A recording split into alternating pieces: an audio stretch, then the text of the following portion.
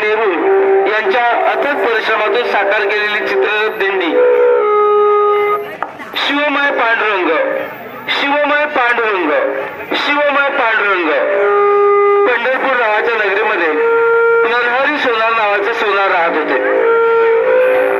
हे सोनार अतिशय चांगल्या प्रकारच्या दागदागिने घडवत असत.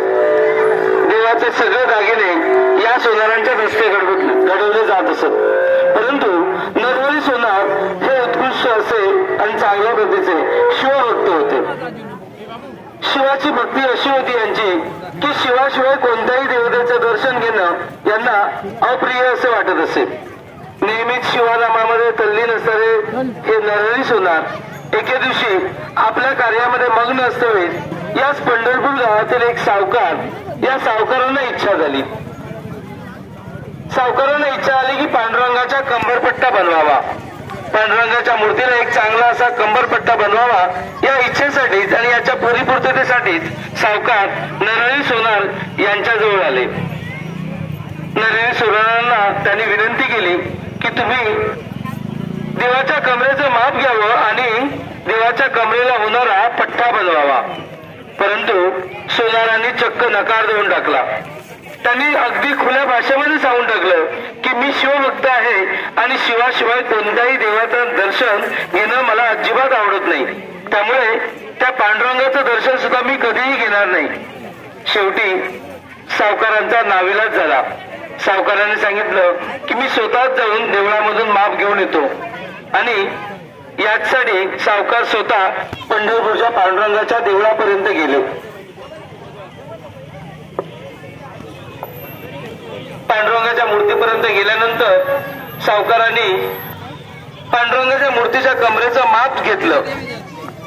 अगदीच अंदाजाने घेतलेलं हे माप परिपूर्ण असेल असं नाही, परंतु माप घेऊन सावकार सोनारांच्या घरापर्यंत पुन्हा आले.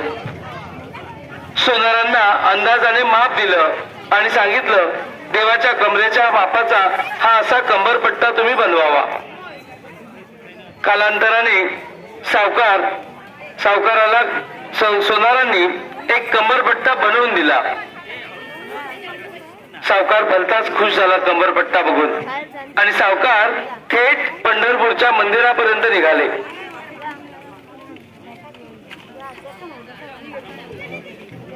देवाच्या कमरेला कंबरपट्टा लावून बघितला. बघतात तर काय, कंबरपट्टा हा देवाच्या कमरेपेक्षा अगदीच लहान होता. तो काही देवाच्या कमरेला होईना. शेवटी सावकाराचा नाविलाज झाला. सावकार पुन्हा एकदा कंबरपट्टा घेऊन सोनारांच्या घरापर्यंत आले. सावकारांनी नरहरी सोनारांना सांगितलं दिलेला कंबरपट्टा हा खूप लहान बनलेला आहे.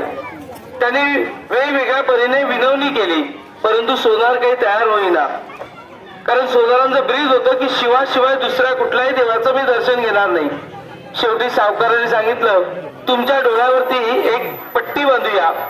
या पट्टी बांधून तुम्ही तुमच्या हाताने स्वतः देवाच्या कमरेचं माप घ्या, जेणेकरून माप घेतल्यानंतर तुम्हाला माप समजेल आणि कंबरपट्टा बनवणं सोपं होईल. सोनार तयार झाले आणि शेवटी सावकारांनी आपल्याकडे असलेला रेशमी रुमाल घेतला आणि सोनारांच्या डोळ्याभोवती बांधला.